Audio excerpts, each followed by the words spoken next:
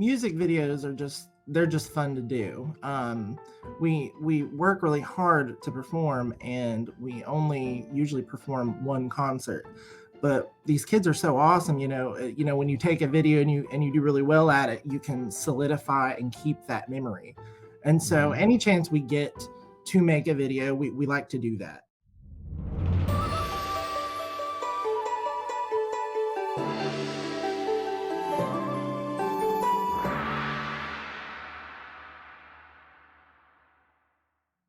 Welcome to the Piano Sensei Way. I'm your host, Clinton Pratt, and I'm here to help you master the art of running a successful piano teaching studio. And today I'm so excited because we're going to talk to Mikey Ashmore. And what inspired me to invite him on the show was this video. And we're going to watch it right now. And just a reminder, if you're listening, that we post these on YouTube. So I say we're going to watch the video and you think, wait, I'm just listening to a podcast. But we have video versions so you can see our faces and videos that we share. If you are just listening, it's fine. You'll hear the music, which is cool. But the video is amazing. So here we go.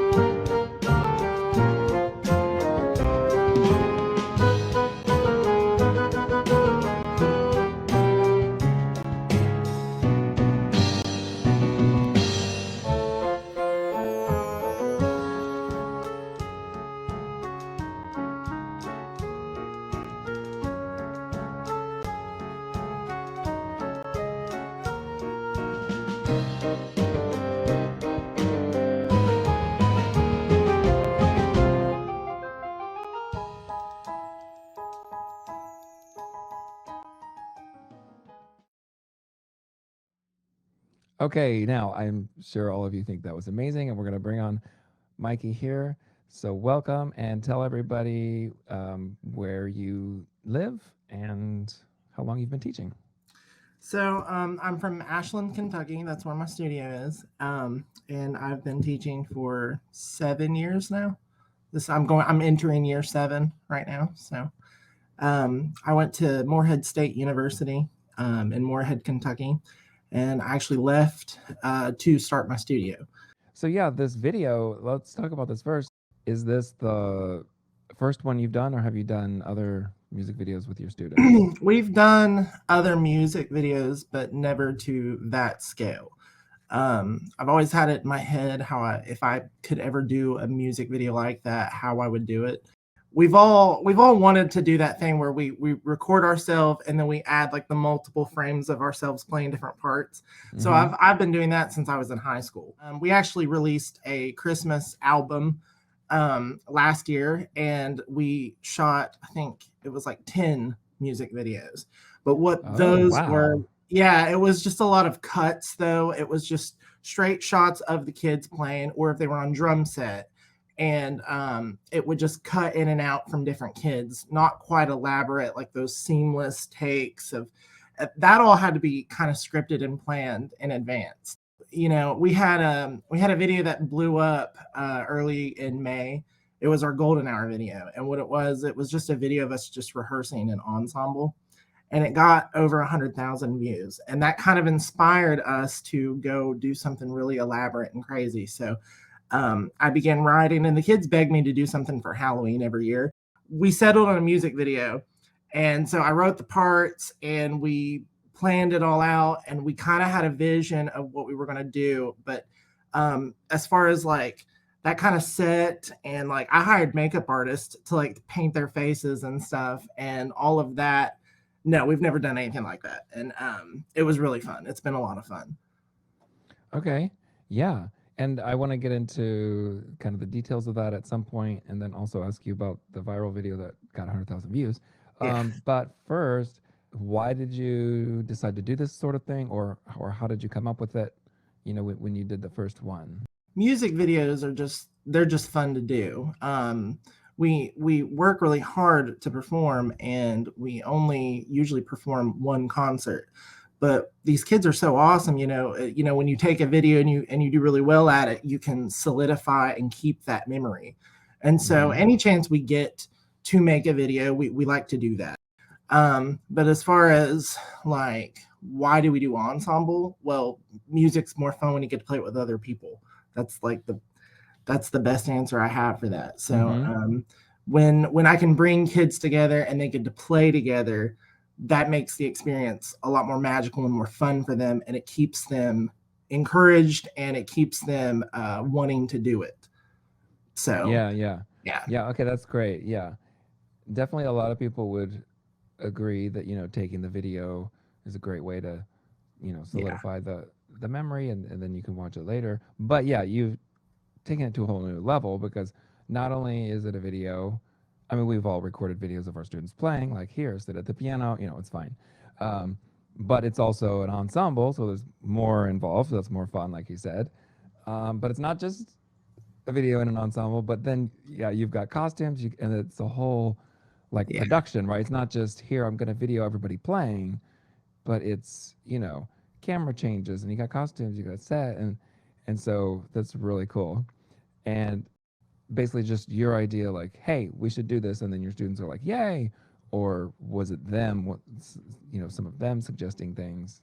They wanted to do something for Halloween, Mm. and I've always wanted to do something for Halloween, and that was kind of the compromise. It was like, okay, we can't really have a whole concert, but the video is a way to show other people what it would kind of sort of look like if you were here in person watching one of our concerts. It's kind of like why I wanted to do a video like that and blow it up. I really wanted to display their talent and like their enthusiasm.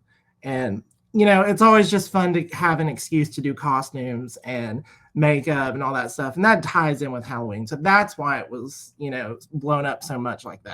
So yeah, let's talk about how to do this, because I'm sure many teachers listening to this are thinking, well, that's really cool, maybe I want to try, but they have no idea. Like, it just seems like, how would we ever do that? There's so much that goes into it. So first, how early did you start preparing students for it? Like, hey, here's the song we're going to do, here's your part. So I had to start writing the parts. So they can't get parts until I get it together. Mm. And I have to kind of sort of weigh who I'm dealing with. So like if a kid's only been with us for 6 months, I know that they can't play nearly as much as the kid who's been doing this for 6 years. So you have to take into consideration that if you want to do something this custom, you got to get down and write custom parts. You Okay. can't just get on MuseScore and just type in a keyboard ensemble for This Is Halloween, you'll get some stuff, but can all those parts be played by all of your students? So you might have to water some things down. But often what I'll do when I arrange music is I'll get on, I'll browse what everybody has, and then take ideas and then kind of mod podge them together into an arrangement and what works for those kids. So you got to consider who your players are and can they get it done in time. You have to set a time frame for them to learn it. So once I've got the music written, then there's the time that you have to be spending teaching the music and then executing it as far as like rehearsing it together. So I believe I had all the parts written by mid-August. They got their parts and then they had them together by probably the beginning of September, which is only a few weeks because that's an hour a week. Yeah. We had to work fast though. And if you break down the video and you really watch, they're not that difficult. The parts are not that difficult. They were just for fun. I mean, we could have made it a lot more intricate, but those, we're talking like these kids are like 8 and 10, most of them. I have one in there that's 15 and one that's 13, and they can do a lot more, and they are doing a lot more. So the process. Yeah. I want to interrupt there because that's a really good point. That when you wrote the parts for the students, you made sure they were pretty easy for them, right? Yeah. And I think that's important that a lot of teachers miss, especially playing in an ensemble. So make it much easier. So number one, you can learn it quicker. Number two, once you're playing with everybody, it's easy enough that you're not like super focused and nervous, right? Like you can do it easily and pull it off. Right. You have to weigh how you write your music versus coinciding with your lesson planning. So like you have to write music to where it's just above their level to where they can get it in time. And that's where you can kind of step in and give him some encouraging. Well, I'm pretty tough. So I'm like, hey, you need to get this together. We need to get this part ready and stuff. But I don't give them anything that they can't handle. But I want them learning. So there's so much balance that you have to work with here. You want them to be learning more and not just staying stagnant, playing the same easy parts all the time. So you just need to give them enough to where when they get through this season, we'll call the whole music video a season. Okay. So from the start of writing to the execution of the recording and publishing it, we'll call that one whole season. You want them to get through that season having learned something and benefited from the experience. So education, this is education driven. It's not just, can I just write some easy parts and get them through it and stuff like that. I do want it to be challenging enough to where they can benefit from learning something. But if you need to sacrifice notes for, well, you can say that this was an incredible performance experience. You can argue that as well. So, sometimes performing, you cannot learn how to perform until you've done it. Like you have to practice performing. So you need to get involved in performing. So why send somebody out on stage to do a performance of something really intricate first? Why not just give them something easy that they can do and then go learn how to be in front of an audience and how to perform? Which I know that then everything really changes when you're just in front of a video, but we prepare it like it was a concert. So I thought Danny Elfman wrote that. So I was like, if Danny Elfman ever saw this, I would want him to be able to ask us to play it for him live. So we treated it as if, if somebody wanted to question whether we were actually playing that, I wanted to be prepared to play it live for somebody. So we trained for it as if it was a concert. Yeah. Okay. So that brings me to my next question, which is, how many rehearsals together then? This group in particular, they're used to rehearsing together. There wasn't too many new kids. I think there was one. And so I had a lot of confidence that they could pull this together. So this is kind of an outlier, but I probably 3 or 4 sessions, maybe. So and how long? An hour or 2 hours. So what we do is they learn their parts in private lessons, right? And then if we can get even 1 or 2 kids to come in and play parts together, often I'll play as much as I can, I'll do like an overall score on the piano while they play their little parts, or I'll use a track. A lot of times when I write these parts, I can convert them to MIDI files, put them in a keyboard, hit play, and I can silence their parts. Mm-hmm. So that gives them a lot of an idea of what that's all going to sound like when it's together. So you're saying each rehearsal session didn't necessarily have everybody? No, no, it was just you just take what you can get. I would say all of those kids in that room were not together until probably a week before actually shooting the video. We have what's called piano camp, which is usually Monday through Friday, and then usually we do things on like a Saturday or Sunday. So like our concerts will be on Saturday, for example, and we'll have what's called piano camp, which is Monday through Friday. And all private lessons are not happening, and everybody just comes in from Monday through Friday for a couple hours a day. So usually so what that could look like is Monday through Friday, 5:30 to 7:30, everybody be here. With the exception of, oh, maybe you can't be there, maybe you can't be there, that's fine, we'll just make it work for that day. And what that includes is just rehearsing it together. I don't think we needed a full piano camp week for this music video. I think it was just a few days. And then it was Saturday. We shot this on a Sunday, so Saturday they all came in. We recorded it, or we did audio throughout the week. Saturday I started putting it together, and then Sunday when they came in, we had to act really quickly. So the makeup artist came in, they painted their faces, and then it was like, all right, go. So we sat them down, and we didn't quite know how we were going to shoot it, but all throughout the week we were trying to get an idea of what it would all look like, because we were also setting up the stage and the set and all that stuff. So Okay, so how much rehearsal time with everybody together? Just if you have a guess, ballpark. 6 hours, maybe.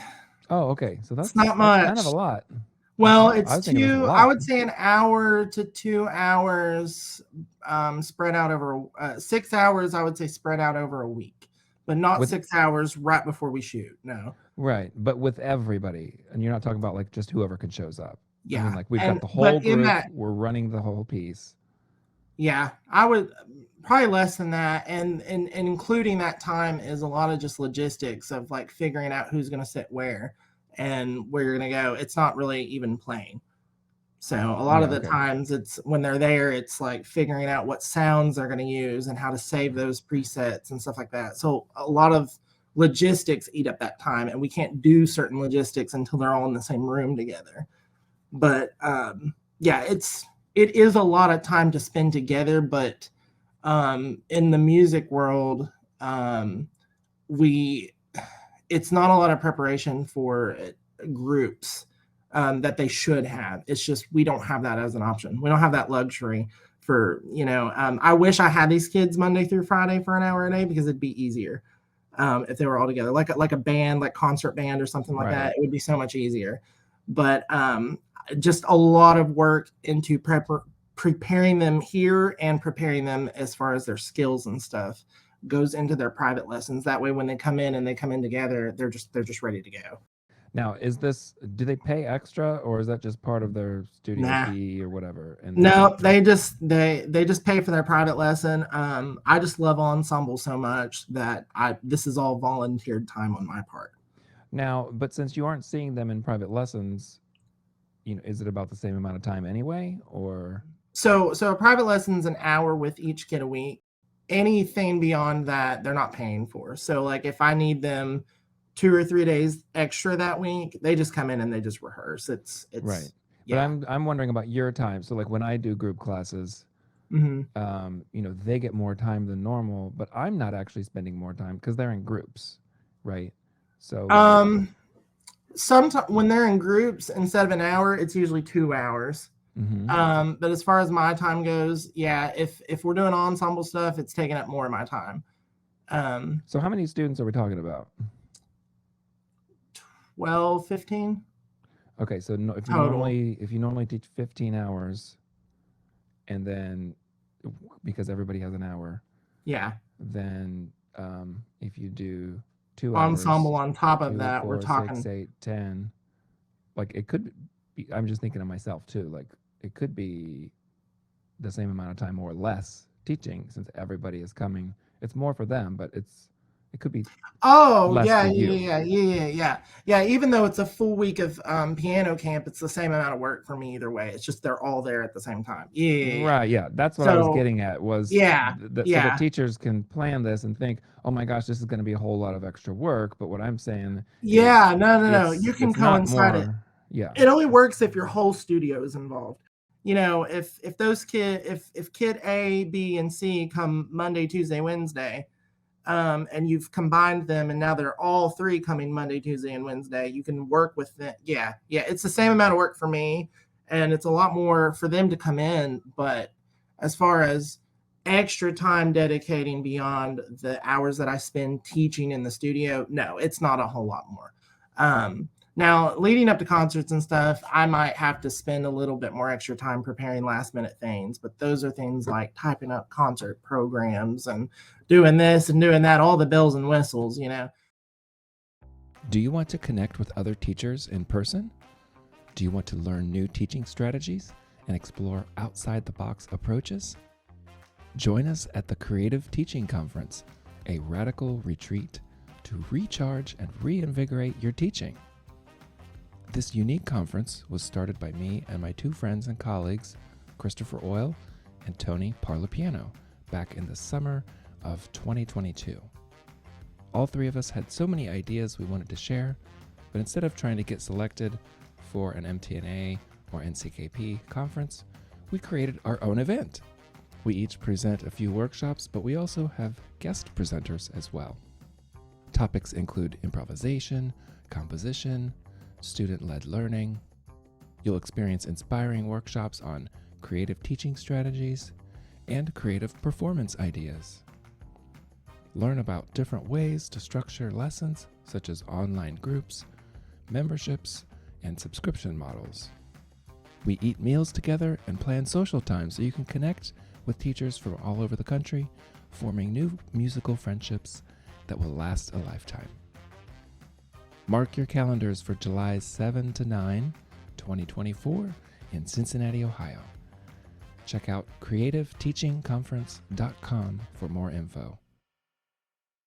And then you said you started to do some recording during the week as well. Yeah, so that's the logistics. So they'll come in and we'll spend probably half the time rehearsing all the parts together, and then I'll pull kids aside and they'll record their sound.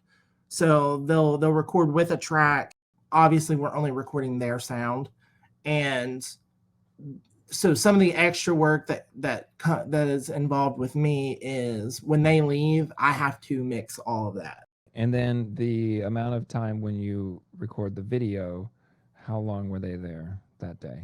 So the Sunday that we shot it all in less than an hour and a half. It was amazing. I took the score kind of like through the measures, and I kind of went through measure by measure, and I was like, okay, so-and-so is going to be playing here the most, so I want the camera on them the most. Mm-hmm. And then I kind of went through and I was going through my head how they were laid out in the set. And so I did this days before, or maybe even the night before, who knows. And I went through and mentally I kind of knew. And then it wasn't until we got in there where I brought my camera out and was like, okay, let's try this. All right, get set, start. And we went through and shot. I would watch it and be like, okay, I think I can make that work. Let's do a couple more. Shot it. And we shot measure by measure, section by section. And all of that took an hour and a half. Once I thought I had enough to edit something together, we stopped and it was fine. And to my surprise, it was about half the time that I thought we needed. Okay. So how long were they there? So you got an hour and a half of recording, but were they there early to do stuff? Like makeup artists showed up at 1. They took about an hour to paint their faces. And then 2 to 3:30-ish, we'll say, was the time spent actually recording them. And then probably 3:30 to 4:30 was an hour of them just tearing it down. I had them all help tear it down. and just to save time. It took me a whole week to put that set together, even with a couple of volunteers. But when you got 15 kids, you can be like, all right, scatter and go clean up. So then setting up the set, were you doing that during the piano camp time too, or was that extra time? No, I was doing it after. So I was coming in and doing a lot of it after. So if they were leaving at 5:30, I was coming in, I was staying in from 5:30, anywhere between 5:30 and 11 o'clock, and just putting stuff together. That might not have been every single day, but it was a lot of work putting that set together. And you did that by yourself? Most of it, yeah, but I had some days where I had like one or two extra people to help. Oh, okay. I mean, yeah. That's a lot. So how? Yeah, that's why it took so long. It was because I did it by myself. Okay, so you've got the recordings, the audio recordings, and then I'm just thinking through this. So then when you go to do the video, have you mixed and created the audio and it's finished by then? Oh, while we were shooting with their While you're faces. shooting. So they're in the room, their faces are painted, we're ready to go. Behind the curtain, we had a speaker with the track. That was to keep them in time, you know. And so the master, like their audio was playing through there. The audio. So I did have the audio mixed and put together in a track before we shot their faces, them in a room, faces painted. Just painting the picture here. Okay, right. The track was ready to go. The audio part of this music video was ready to go. That's what I mean. So Yeah. that's different than the rehearsal track. Yes, it was very different because I wanted the drum set music was also embedded into that too, and our drummer needed to know, okay, because it's harder to match what you're doing on drums, visual versus audio, because he kind of made it up on the fly. So that's our percussion instructor. That's not a student of mine. That's playing in the video. Right. Okay. And so he was like, okay, I need that track so I can remember what I did. So when we would go section by section, he'd be like, oh, okay. And we would match it. Because there was no formal music written out for that. So yeah, so the track, the master, like the audio, there might have been a couple bells and whistles that I didn't have prepared, but from start to finish, you had something that they could all kind of keep time to. And that's what was happening behind the scenes. It was a lot of, all right, start the track, and you would hear a couple of measures before, and I'd say, this is section B, get ready. And then I'd be yelling. I'm literally yelling at them over the camera while I'm shooting. And I'm telling them, because that's not going to be in the audio anyway. Right? No, that's So I'm sitting there telling them, I'm giving them cues and stuff like that. Yeah. Yeah. Okay. So I was just trying to paint a picture for the audience here. So they've recorded the audio already, and then you mix that together, and then when you shoot the video, you play that back out loud so everybody can hear it. Yeah. While you record the video, but it doesn't matter. Like you said, you could even be talking behind the camera because you're gonna once you've got the video done, you're gonna mute that audio track and then add the actual audio track. So, but it does have to match. Obviously, it has to be in sync visually. Yes. Yeah. And the best way to do that is to have them playing along to themselves. Right. So. Okay. And yeah, earlier you said you recorded it. Section by section or measure by measure or something, right? So you didn't just record the whole thing because you wanted multiple camera angles, right? Yeah. I wanted to, and that's just kind of the artistic vision of what you have, whatever style of video that you want to do. So like I could have just set up just a straight camera here, facing the curve, and then shot one here and here. And we could have done this in 10 minutes. All that prep to get that gorgeous stage ready and all those costumes, I could have shot this in 10 minutes. But what I really wanted to do was kind of reenact our golden hour video that took off, where somebody was holding the camera and was walking through our ensemble and kind of getting up close shots of them. And it was a motion camera. So it wasn't just this still camera just watching a group of people play. It was like up close, like this is a kid, and it was up close on them and kind of moving. I really liked that. And I think that's why that quality was so good and why that video took off. So I wanted to kind of capture that same element. So there was just one camera, and that was your phone? Yeah, it was just my phone. Right.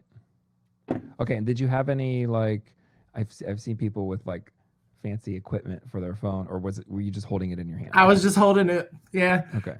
How did you edit? What program did you use to edit the video together? Camtasia is what it's called. Okay, so you did that on your computer. Yes. Yeah. You transferred the video From my files to your from my computer. phone to the computer, and then cut them on Camtasia. All right. Well, we talked a little bit about the benefits. Maybe we're getting close to wrapping up, but what are some of the other benefits for your studio? We talked about, it's more fun to do it this way and all that, but what else? I think there's an element of encouragement when you get to play with other people.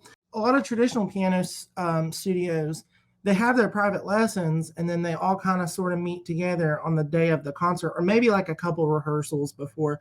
But if they're not playing in an ensemble setting, they really don't see the other players that are involved in those studios until maybe even the concert day. And so there's community in this. We've got kids that are friends with other kids. We have kids that go home that meet each other, and they go home and play Fortnite together. So they become friends, and they want to practice and they want to play because they want to impress their other friends. They want to show up because it's like a team thing. And we have two little boys that I have one little boy that he's friends with everybody. And he shows up and he sees my 15-year-old playing some cool stuff. And that really encourages him. He says, I want to be just like Isaiah. I want to do that. I want to do this.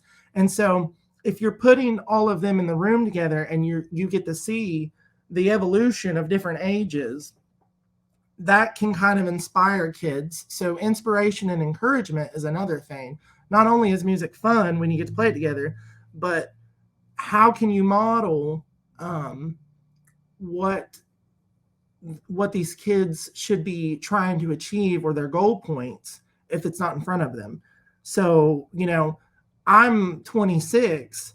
They might be thinking, oh, okay, when I'm your age, I'll be really good. Well, no, you can see how much better you would be. You're 8 years old. Look at the 10-year-old. And he started when he was your age. You can always have that reminder. Or I can say, my 15-year-old that's here, he started when he was your age. And so the inspiration and the encouragement, that's a huge thing. And it's a great way to motivate your kids to play. It doesn't always work. Some kids, they just want to show up and have fun, and they might get through a season and not want to do it again, which is totally fine. Some kids don't like all the work that goes into it. It's just natural. But you use what you can. So you can use modeling of your different ages to kind of encourage and inspire other kids.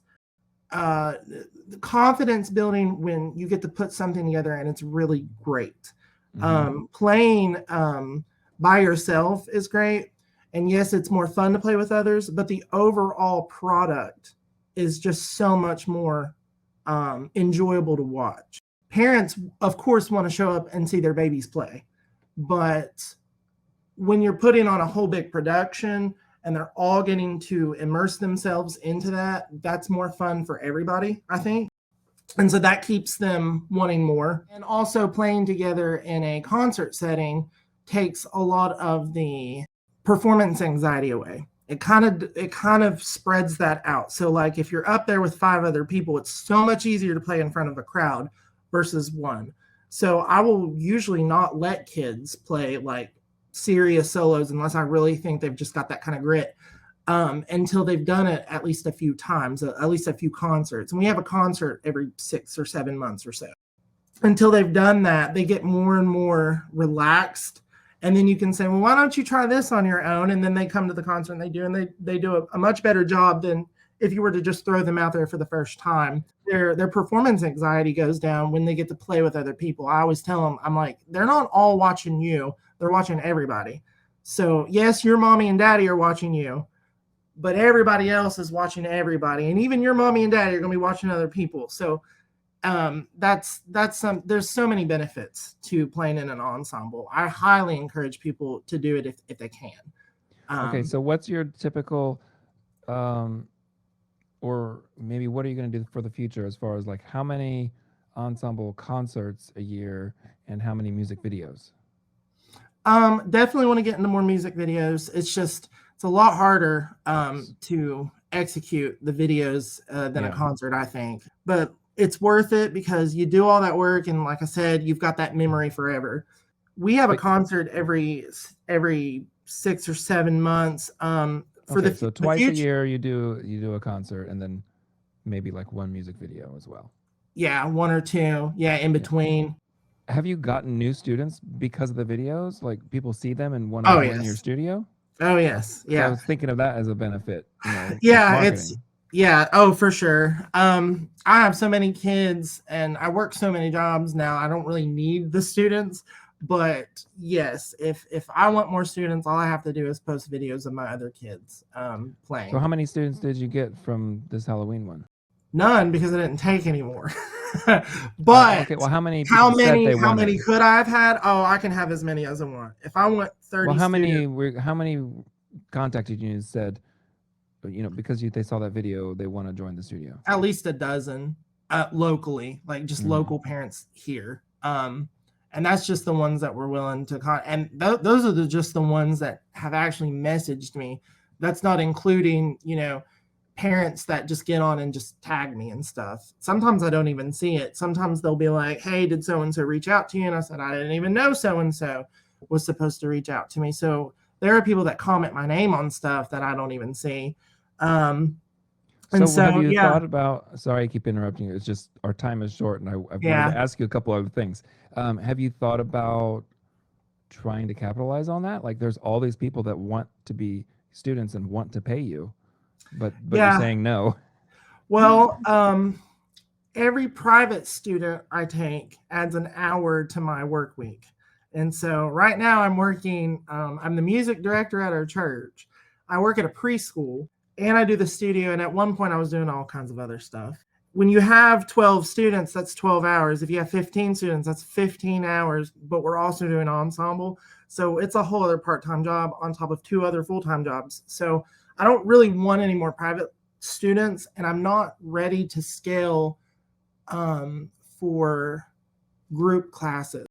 The video that you said went viral with 100,000 views in May. What was that video? Just in one sentence.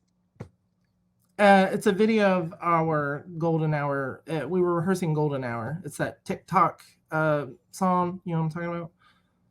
No, you mean In it's one called Golden sentence. Hour? Yeah, it's called Golden Hour. It's just a video of us rehearsing a song, is all it is. Oh, for an ensemble. Yeah, yeah, it's an ensemble rehearsal of us playing a song. That's all it Okay, is. and how did it go viral? I posted it on Facebook, and it started getting a lot of traction. And then I shared it to a couple of the piano groups, like Piano Teacher Central. I shared it in Mm-hmm. there, and then a couple more, and then that's all it needed. I don't really know how it hit an algorithm, but it started getting recommended into other people's feeds. Okay, and Facebook you shared Reels. it. Did you share it like on your own page or on the Hmm. studio page or what? It's on my own page. On your own. Oh, okay. Yeah. Ever since Huh. things started taking off on my own page, I've just been posting more on my own page just because I'd rather whatever gets the kids more attention. Clearly, the studio page wasn't working. If my page has to be the one to do it, then I'll do it. So, Okay. Well, I'll have you send me the link to that one too. But I see that the Halloween one has 114,000 views right now. yeah, yeah, it was worth it. It paid off. Yeah. Okay. Well, hey, Mikey, thanks for being on the show. And I will put the links to those videos, in the show notes and everything so people can check it out. Thanks for sharing your fun ideas. Awesome. Thank you. All right. Take care, everyone. Don't forget, we're on YouTube too, The Piano Sensei Way. See ya.